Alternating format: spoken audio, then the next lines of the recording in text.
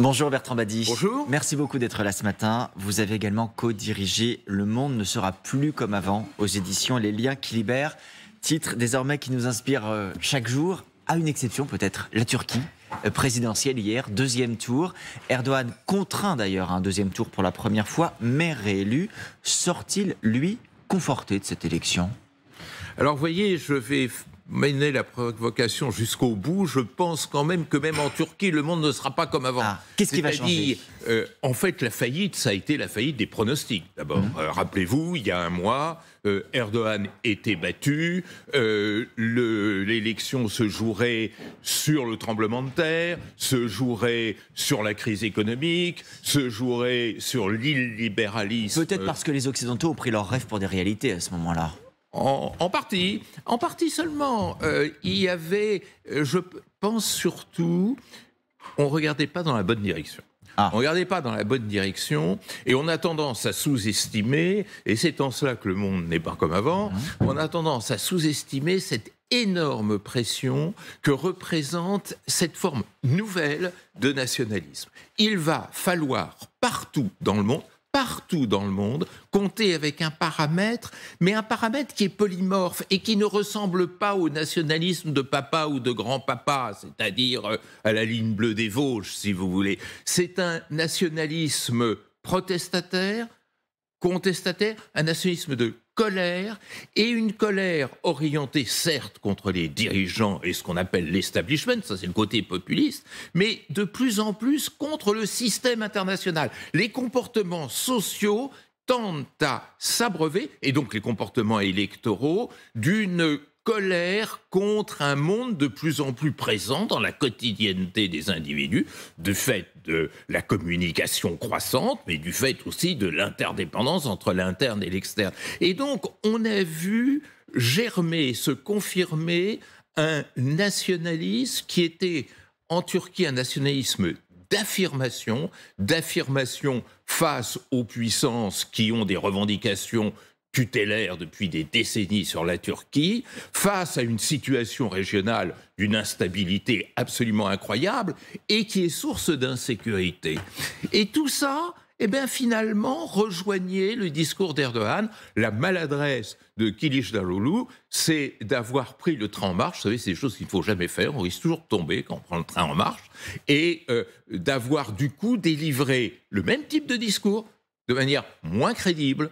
Et donc on a préféré l'original à la copie d'une certaine manière. Comme on dit. Dans les félicitations internationales, parce qu'hier il y en a eu assez unanime et assez rapide, il y a bien sûr eu un message du président français, mais aussi du président russe, Vladimir Poutine, du président ukrainien, Volodymyr Zelensky. Au tout début du conflit, on s'était imaginé que la Turquie pouvait accueillir et organiser des discussions de paix. Aujourd'hui, vers qui penche-t-elle ? La Turquie a-t-elle un parti pris entre la Russie et l'Ukraine ? Alors, d'abord, il y a ce maître mot que constitue l'effet d'aubaine. Et c'est peut-être cette qualité, entre guillemets, que l'électeur turc a voulu reconnaître à Erdogan, c'est-à-dire, dans une situation hautement troublée, avoir un leader qui sait tirer des situations les plus catastrophiques, les plus dangereuses, des effets d'aubaine. C'est plus ça, en fait, qui compte. Personne ne pouvait sérieusement, quand on regarde le conflit russo-ukrainien, considérer qu'il pouvait être médiateur. Comme la Chine, d'ailleurs, ne peut pas être médiateur. Pour une raison très simple, c'est que le conflit russo-ukrainien n'est pas réductible à une médiation, n'est pas réductible à une transaction. En revanche, ce qu'on a vu, si on fait le bilan de cette première année, de ces 15 premiers mois, c'est tous les avantages diplomatiques et peut-être aussi économiques et technologiques que la Turquie a retirés de ce conflit. Quels sont-ils ? Par exemple, le fait de se rendre indispensable sur le plan diplomatique pour, par exemple, gérer la question des exportations de denrées de première sur les nécessité, céréales, par exemple. Les céréales, le fait d'être un lieu de rencontre, de communication, d'un lieu où s'échangent des messages, d'être en situation de carrefour lorsqu'il s'agit de livrer ou de recevoir des armements, le fait d'être courtisé, le fait que dans cette recomposition un peu similaire d'ailleurs de la Ligue arabe, la Turquie, qui n'est pas du monde arabe, mais qui a, depuis l'Empire ottoman, cette prétention de tutelle sur le monde arabe, de retrouver un rôle important dans la régulation de la région, tout ça, Erdogan a su le faire, ça a flatté un nationalisme de colère qui est en train d'agiter depuis un bon bout de temps la Turquie. Je rebondis sur ce que vous disiez sur les médiations, laissant la Turquie de côté pour évoquer ce que vous disiez sur la Chine. Il se trouve qu'il y a eu cette tournée dans la région de l'émissaire chinois. Il s'est rendu en France, il s'est rendu en Ukraine et il s'est rendu en Russie vendredi dernier. Il a vu Sergueï Lavrov, le ministre des Affaires étrangères russe, qui, à la sortie de l'entretien, a estimé qu'il y avait de sérieux obstacles, je le cite, créés par l'Ukraine et ses soutiens occidentaux à la reprise de pourparlers de paix. Est-ce que ça veut dire que l'initiative chinoise a échoué ? Non, ça veut dire qu'on ne regarde pas à nouveau dans la bonne direction. Ce matin, vous nous montrez où regarder. Voilà. Et ça veut dire surtout qu'on se laisse piéger et donc décevoir par l'usage de termes qui appartiennent justement à une autre histoire. Donc il ne fallait rien en attendre. J'ai pas dit ça. Ah. J'ai dit surtout qu'il ne fallait pas se hâter de traduire le rôle de la Chine en termes de médiation. Je n'emploierai pas ce terme. D'abord, la Chine n'est pas au milieu entre... Elle est de parti pris pro-russe pour vous. Elle a effectivement affirmé, affiché une sorte de solidarité de façade avec la Russie, qui est une manière d'approfondir, d'une part, ce début de suzeraineté qu'elle exerce sur Moscou, qui est un renversement de l'histoire absolument formidable, et une façon aussi de montrer qu'elle ne veut plus entendre parler d'hégémonie occidentale.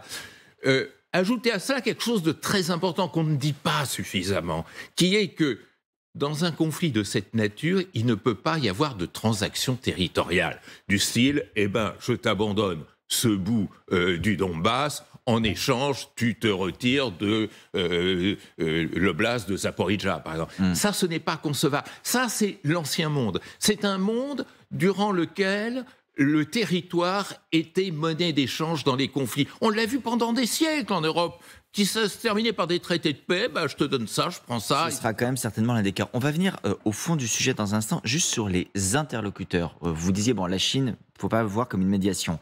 Il y a quand même des offres de services qui sont faites. On a été surpris il y a quelques jours de voir des dirigeants africains, une demi-douzaine, qui disent « nous allons faire notre tournée à nous pour proposer notre solution ». Est-ce que vous leur voyez à eux une quelconque chance de faire avancer les choses? Je cite juste les pays pour qu'on voit leur diversité. L'Afrique du Sud, le Sénégal, la Zambie, le Congo, l'Ouganda et l'Égypte qui prévoient tenter de travailler ensemble. Que peut-il advenir de cette initiative? Alors, il y a un moment que sur ces plateaux de LCI, j'ai dit qu'effectivement, il fallait aussi regarder du côté de l'Afrique. D'une façon générale, il faut regarder vers le Sud. L'Europe est piégée par le fait qu'elle s'est installée dans un conflit où aucune solution ne peut venir de l'intérieur d'elle-même. Quand je parlais de l'inexistence d'une médiation, j'avais en tête un substitut qui était la pression systémique venant de cette partie du monde qui est majoritaire désormais de bien des points de vue. Donc systémique, il faut aussi comprendre multi-interlocuteur. Il n'y a pas une puissance à elle seule qui peut réussir à avancer. Absolument. C'est-à-dire, il y a un jeu mondial qui s'est mis en place depuis maintenant au moins un demi-siècle. En gros, depuis la chute du mur, c'est difficile de dater le début de ces processus de mondialisation systématique.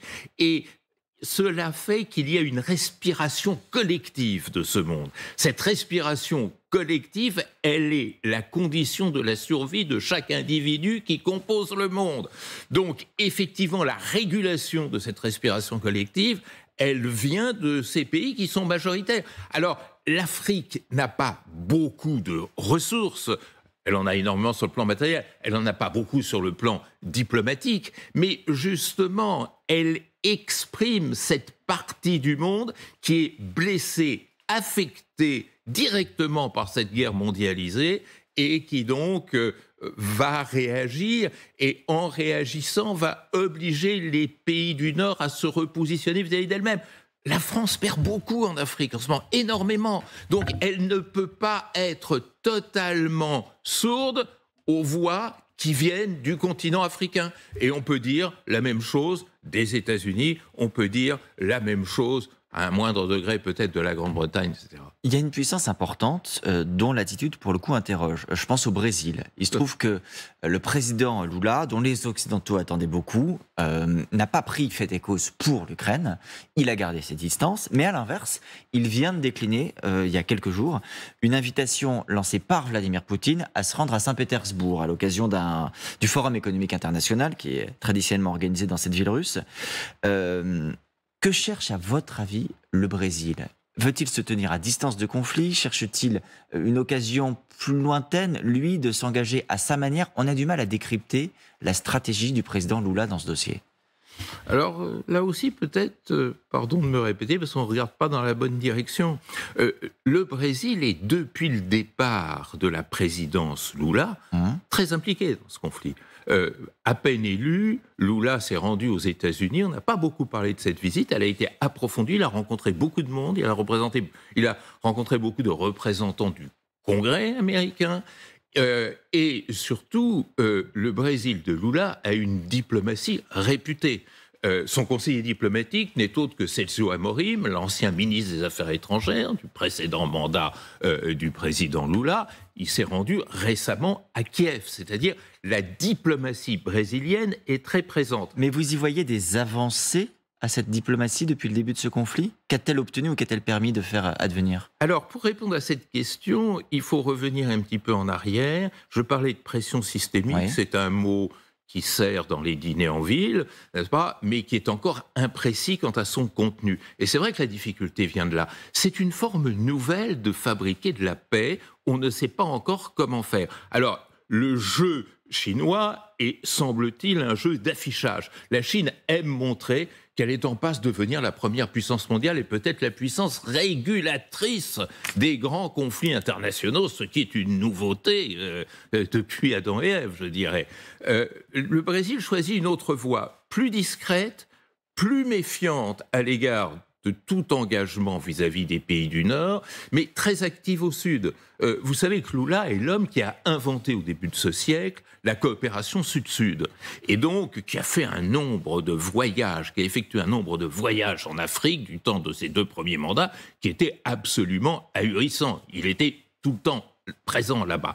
Son idée, il a toujours été de faire de la coopération Sud-Sud un levier d'Archimède pour résoudre les grandes impasses du monde actuel. C'est ce qu'il est en train de faire dans la discrétion. Lula, qui a l'allure d'un tribun, n'est pas un stentor diplomatique. C'est quelqu'un qui essaye effectivement de trouver les éléments de convergence entre un Sud, alors qu'il s'agisse des BRICS, qu'il s'agisse Brésil, Russie, Inde, Chine, voilà, qu'il s'agisse de pays moins avancés, qu'il s'agisse des unions régionales du Sud, qui peuvent opérer cette pression systémique. Vous savez, la médiation ne marche pas, ce qui marchera, c'est la dissuasion. C'est-à-dire expliquer, notamment à Poutine, qui est l'agresseur dans cette affaire, que, tels les Américains au Vietnam ou en Afghanistan ou en Irak, il a intérêt à arrêter. Alors, venons-en justement à cette situation sur le terrain. Il y a eu de nouvelles frappes sur l'Ukraine cette nuit. À l'instant, les Ukrainiens disent avoir abattu 37 missiles et 29 drones russes pendant la nuit. Manière aussi pour eux de dire « notre défense antiaérienne continue de fonctionner », même si pendant le week-end, il y a malgré tout eu aussi des dégâts et victimes en Ukraine. On a une question sur maintenant... Qu'est-ce qui va faire bouger les choses militairement ? Avec un rapport de force qui, là encore, est aussi dans l'affichage. Ce week-end, le ministre russe des Affaires étrangères, Sergueï Lavrov, a mis en garde les Occidentaux à propos des F-16, les avions qui doivent être livrés à l'Ukraine. Il dit « les Occidentaux jouent avec le feu ». Comment vous comprenez ce discours de la Russie ? Que risquent les Occidentaux ? Et la Russie se sent-elle vraiment menacée, agressée par cette décision d'autoriser la livraison de F-16 à l'Ukraine ?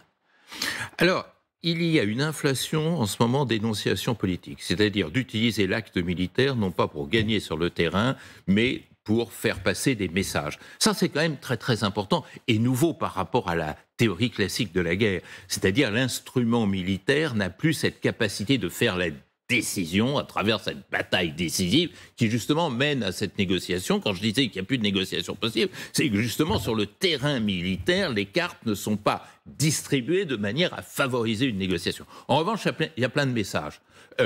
Message de la part de l'Ukraine qui dit, vous avez vu, hein, si ça continue à se gâter, on peut agir sur le sol russe. Vous avez vu, on peut aussi taper sur la Crimée quand ça nous arrange. Reprendre ce qui nous appartient, dit le commandant en chef des forces armées ukrainiennes. Voilà. On pense à la Crimée. Voilà. Mais message côté russe aussi, en disant, si vous lancez une offensive, vous avez vu tout ce qui peut vous tomber sur la tête à travers nos drones, à travers nos missiles, etc. Message aux Occidentaux, parce que effectivement, là aussi, pour la Russie, c'est un élément déterminant. Si je me permets, vous voyez aussi un message quand, par exemple, le président biélorusse Loukachenko dit « ça y est, la Russie a mis ses menaces à exécution et a commencé à livrer des ogives nucléaires à la Biélorussie ». Est-ce que ça aussi, c'est du discours politique avant tout? Parce que des ogives nucléaires en Biélorussie, je rappelle que c'est un pays qui est frontalier de l'Union européenne, ça saisit. Oui, il y en a à Kaliningrad qui est encore plus frontalier. C'est un message, vous avez raison, en direction des Occidentaux, vous avez raison, en direction de la Chine aussi. Vous voyez, c'est ça qui est intéressant. C'est-à-dire que la rencontre de Xi Jinping-Poutine ne s'est pas passée de manière aussi idyllique qu'on le dit. Et cette inversion des rapports entre la Chine et la Russie est un fait considérable. Donc c'est une manière, pour la Russie, vous dites, de montrer aussi qu'elle est encore capable. Elle est encore capable parce qu'on sait que l'un des messages privilégiés de Xi Jinping, c'est de dire continue, mais attention, pas d'armes nucléaires. Et effectivement, qu'a fait Poutine le lendemain de la visite de Xi Jinping? Il a déplacé des missiles vers Kaliningrad. Et que fait-il maintenant? Qui, je rappelle, l'enclave russe qui est au sein de l'Union européenne, en fait, à côté des pays baltes. Qui est au bord de la Baltique. Bien. Et donc, il y a là une façon de dire, et c'est peut-être à cela que sert l'instrument militaire, voyez ce que je peux faire et voyez quelle est ma détermination. Je pense qu'à mesure que s'enclenchent ces pressions systémiques, dont il faut espérer qu'elles soient efficaces, ce n'est pas encore démontré, mais à mesure qu'elles s'enclenchent, évidemment, chaque partie montre qu'elle est capable de résister. Dans ce qui fera un jour, on l'espère, la paix, il y a les conditions, vous avez dit la discussion territoriale n'est pas d'actualité, il y a cette notion de garantie de sécurité. Alors le président français l'avait évoqué à propos de la Russie, il avait été critiqué pour ça. Il se trouve que le mot a été réemployé par le chef de cabinet du président ukrainien Volodymyr Zelensky dans un entretien à Voice of America. Il dit « l'entrée de l'Ukraine dans l'OTAN peut être un facteur clé pour mettre fin à cette guerre ». Et il ajoute « l'Ukraine aura besoin de garanties de sécurité sur son chemin vers l'adhésion à l'OTAN ». Il veut dire, quand on est dans l'OTAN, d'une certaine manière, les choses sont simples. Si on est agressé, l'article 5 fait que les autres pays sont censés venir à notre secours. Dans le temps intermédiaire, il veut ces garanties de sécurité. Que peuvent être aujourd'hui des garanties de sécurité apportées à l'Ukraine ? Alors, ce qui est intéressant, c'est qu'en filigrane, au-delà de la question territoriale, il y a deux principes qui sont en train de s'affirmer et qui peuvent arranger chacun une des deux parties. Le principe du respect de la souveraineté nationale et de l'intégrité territoriale, ça fait plaisir à l'Ukraine. Le principe de la sécurité collective, qui est une vieille revendication de la Russie, qui s'est considérée frustrée en ce domaine. Ce qui est intéressant, c'est que par une habile tactique diplomatique, les Ukrainiens disent la sécurité, nous aussi, on y a droit. Bon, ils reprennent l'argument pour eux, quoi, à leur profit. Et moi, ça m'encourage, ce genre de choses, parce que si un dialogue commence à se faire sur les garanties de sécurité, là, on entre dans le domaine du faisable. Ce qui est infaisable, en tous les cas à mes yeux, vous savez, il faut être toujours très prudent, hein, ce qui me paraît infaisable, c'est le troc territorial. Ça, c'est le passé. Vous n'avez pas vu un traité depuis 1945 qui vient officialiser un troc territorial. Mais sauf, est-ce que ce n'est quand même pas le nœud de tout? Est-ce que la question, c'était quand même pas le sort du Donbass et de la Crimée, malgré tout? Eh bien, justement, ce qui est intéressant, c'est qu'on peut retraduire ces questions en des termes acceptables. C'est-à-dire, effectivement, il y a un problème du Donbass, mais pas nécessairement régable par l'annexion du Donbass par la Russie. Ça peut être par l'aménagement d'un statut spécial du Donbass. On peut envisager peut-être un statut spécial, une autonomie pour la Crimée. regardez les relations internationales depuis 1945, c'est comme ça que l'on traite. En termes chirurgicaux, je dirais, c'est comme ça qu'on opère maintenant. C'est-à-dire, ce n'est plus par l'ablation d'un territoire, mais c'est par le traitement et la définition d'un statut acceptable des deux côtés par les territoires. Mais qui aujourd'hui est inacceptable pour l'Ukraine, qui dit « je veux l'intégrité totale de mon territoire » et qui prend en contre-exemple absolu ce qui s'est passé en Corée avec un conflit qui est gelé. Et un pays qui est. Je crois que personne ne remet en cause l'intégrité territoriale de l'Ukraine. En revanche, il y a plein d'États, parmi les 193 membres des Nations Unies, qui ont des territoires dont certaines parties sont gérées par des statuts spéciaux reconnus internationalement et acceptés internationalement. C'est probablement vers cela que nous allons. Et puis, il y a le tiers parti, c'est-à-dire ces territoires dont on n'arrive pas à définir le statut, mais qui sont reconnus par personne. Le Sahara occidental, la République chypriote turque et bien d'autres, l'Abkhazie, le Kosovo, même aussi d'un certain point de vue. Je veux dire, ce temps du troc territorial, c'est terminé. Et c'est un temps qui durera combien de temps? Personne n'a de boule de cristal, Bertrand Badi, mais pour arriver à ce consensus-là, à faire bouger les consciences sur cette solution-là, vous voyez quel horizon? On parle en mois, en années? Moi, je vois deux facteurs, qui est le coût et la peur. C'est-à-dire, quand ça deviendra trop coûteux, il faudra se résoudre à ce genre de solution. On commence à être dans le coûteux. Vous savez, la reconstruction de l'Ukraine, au jour d'aujourd'hui, c'est presque 1000 milliards de dollars. Et l'autre, c'est la peur. C'est-à-dire, lorsqu'on s'aperçoit qu'on risque de tout perdre, on s'arrête au bord du gouffre et on accepte les solutions de transaction. Merci beaucoup, Bertrand Badi.